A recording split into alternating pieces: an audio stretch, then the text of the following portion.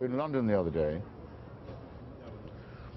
Richard Dawkins and I and Anthony Grayling, moral philosopher. Wow, that's the 18. Not bad. Debated against three religious types, Roger Scruton, Rabbi Neuberger, and someone else, can't remember now. Yeah. A person who'd actually written a book with the title Digging Up Jesus, or Digging for Jesus. Very funny.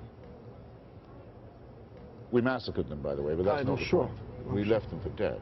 If you see something apparently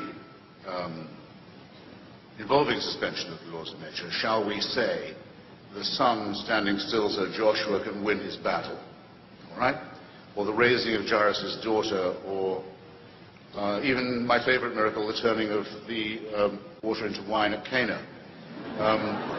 A tribute to the Hellenistic influence that still persisted in Palestine at that time. You still have to ask yourself the question, which is more probable, that the laws of physics or nature have been suspended, by the way, in my favor, or that I'm under a misapprehension? Everyone has to ask themselves that question. That's if they saw it themselves. If they take it as a report issued through and filtered through dozens of other non-eyewitnesses and corrupt texts down the years, then I would think anyone who says that they think of the resurrection as a historic fact is advertising a willingness to believe in absolutely anything. Now, excuse me, sir. You can either ask me on and ask my opinion, or you may not. But I don't have to be here if you're going to take that attitude. Well, you could leave. You spent the first half by saying I had no right to the opinion you'd asked me on to express. Now you're tiring me out. Members of his government, named members of his government, have been caught sponsoring death squads. He's lied. He's lied to the European Union about his nuclear program. But you know that a lot he says he believes the Messiah is about to come back. Who's looking for a war here? So does George Bush, by the way. President Bush has said... That's not facetious. That's not facetious. Your audience, which will clap apparently anything, is frivolous. I'm just saying... What does Christianity say? Those laws can be suspended. And in your favor, too, if you make the right prayers and propitiations and sacrifices. There can be, a virgin can conceive, a dead body can walk again, your leprosy can be cured, the blind can see. Nonsense. It's not moral to lie to children. It's not moral to lie to ignorant, uneducated people and to tell them that if they will only believe nonsense, they can be saved. It's immoral. And I think what I mainly live for is contemplating the misfortunes of other people. Well, that leads me to a very... That and vindication, being proved repeatedly and over again right when other people were wrong. That does a lot for me. And the progress you're talking about, with this guy from Lynchburg, this guy from Lynchburg defines progress as teaching junk science to our children, and leaving us the mockery of the world by pretending that we did not evolve. It is certainly true that I consider that the question of liberty of the mind is involved in the repudiation of theism. Yes, I think that we would be living in a celestial dictatorship if we accepted the authority scripturally revealed of a divine will. And I think this not because, under the inconvenient scrutiny of this eye, I'm not free to rape and pillage and lie as I might wish, because there are other things, I assure you, as I'm sure you will say for yourselves, those of you with any self-respect, that stop me from doing that.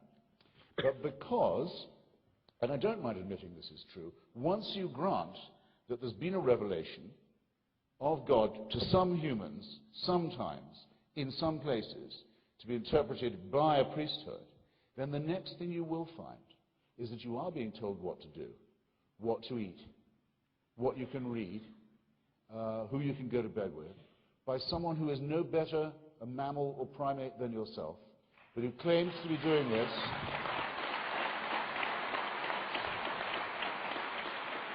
who claims the right to run your life and your sex life and your mind and your reading matter in the name of God. And I won't have it, okay? And the next thing they'll tell you, the next thing they'll ask you for, the next thing, just a little thing, is, well, go and live on this piece of someone else's territory. God wants you to settle it. And the next thing will be, you're called to holy war now because we can't coexist with the infidel. The next thing will be that. Let it in once, and you let it in, all of it. Of all the questions of mine that Dinesh didn't even attempt to answer this evening, because we were talking not about Christianity, but about religion, was, is this only true for one sect, or is it true for all of them? If it's only true for one, on what grounds is that the case? If it's true for all of them, where would that leave us as a species? Think on these things, ladies and gentlemen. Not until gentle Jesus, meek and mild, are you told, if you don't make the right propitiations, you can depart into everlasting fire. One of the most wicked ideas ever preached, and one that's ruined the lives and the peace of mind of many, many children, preached to them by vicious, child-hating old men and women in the name of this ghastly cult which we're met here to discuss tonight. I don't need 2 minutes to finish with this religion, but thanks. The second thing I live for is, if not exactly passing on my genes, taking part in activities that might allow those genes to be passed on.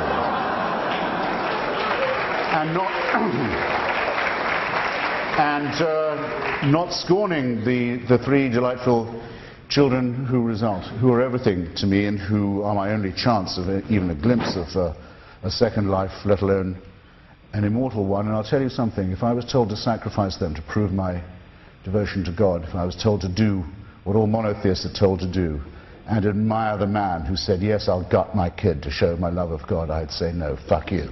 For condemning my friend Stephen Fry for his nature, for saying you couldn't be a member of our church, you're born in sin.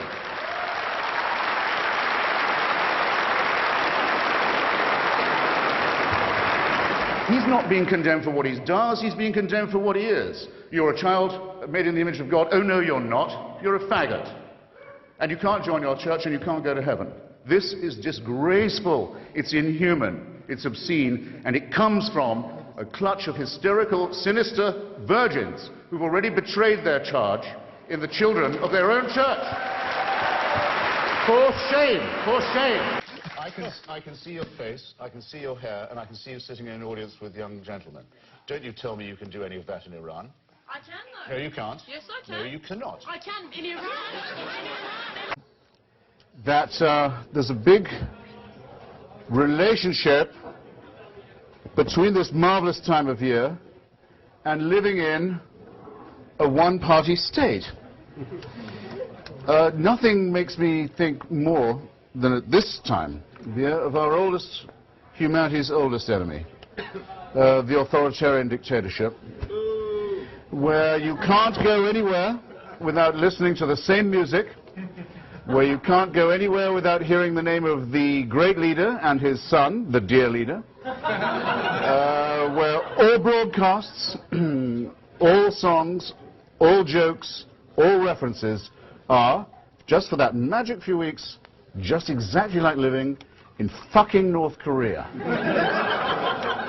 You insult your sisters in Tehran who are being beaten, and raped every day when you say that they have their rights in the Islamic Republic. It's an insult to the women of Iran. I do not. Astaghfirullah. Who want to oppress them in the name of God. Do you mean, sir, that we do not have, and it's me again, the questioner. Yes, sir. Do you mean then... You suddenly seemed a little, what shall I say? Omniscient? It just came from somewhere else. It gave me a nasty turn.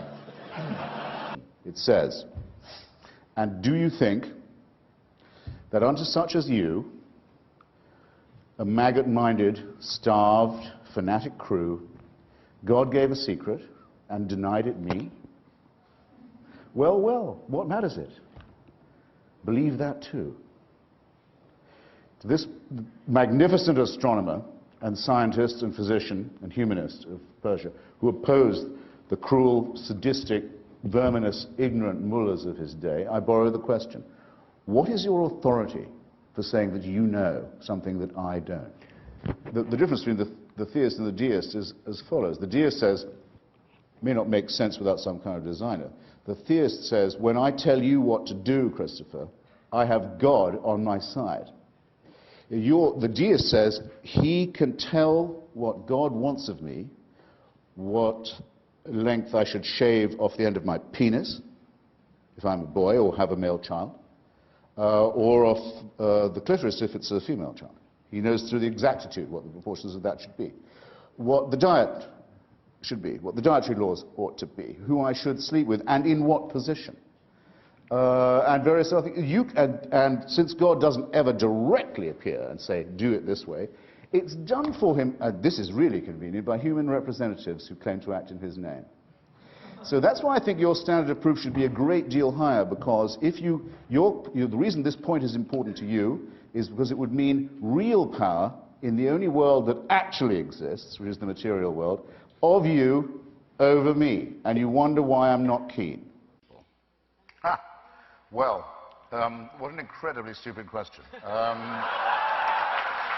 First, I've said repeatedly that this stuff cannot be taken away from people. It is their favorite toy, and it will remain so, as Freud said in The Future of an Illusion, it will remain that way as long as we're afraid of death and have no problem, which is, I think, likely to be quite a long time. Second, I hope I've made it clear that I'm perfectly happy for people to have these toys and to play with them at home and hug them to themselves and so on and share them with other people who come around and play with the toys. So that's absolutely fine. They are not to make me play with these toys. Okay? I will not play with the toys. Don't bring the toys to my house. Don't say, my children must play with these toys. Don't say, my toys might be a condom. Here we go again. I'm not allowed by their toys. I'm not going to have any of that. Enough with clerical and religious bullying and intimidation. Is that finally clear? Have I got that across? Thank you.